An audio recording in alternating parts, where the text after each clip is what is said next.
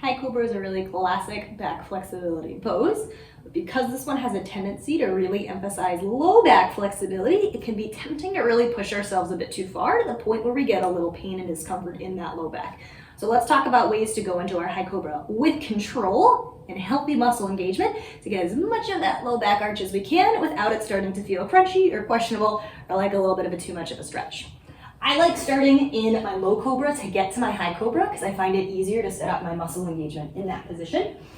So we're going to start on our bellies, elbows underneath our shoulders, pushing our forearms down into the floor, lifting our collarbone and our chest and our head as high as we can. And for our low cobra, our belly stays on the floor. So for this position, I'm really trying to get as much of a lift to my ribs as I can. This is giving me a little bit of an arch through my low back.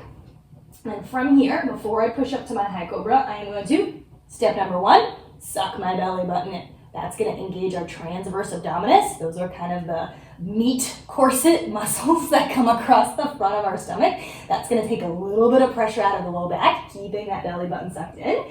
Step number two, I'm going to pull my elbows back towards my hips. What that does is it reaches our sternum and our rib cage forwards in space and is literally pulling our low back just a teeny bit longer.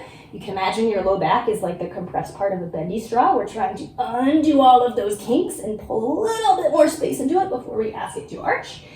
Then from here, keeping that belly button sucked in, keeping my arms reaching back in space, elbows pulling back towards my hips. I'm going to press into my hands, starting to lift my chest as high as is comfortable. Your elbows might stay a little bent. They might go all the way straight. This still feels comfortable. Those hands can walk back closer to your hips.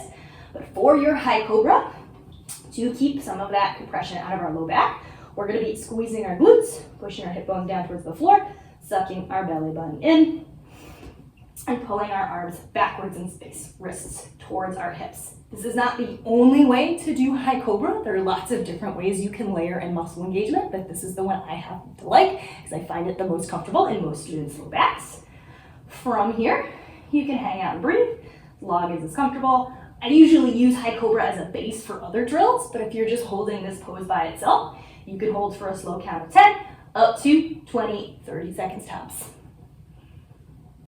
If you liked this video and you're looking for more free flexibility training advice, there's a lot more where that came from on my website, where I regularly post blog posts with stretching tips, as well as detailed stretch breakdowns like this video.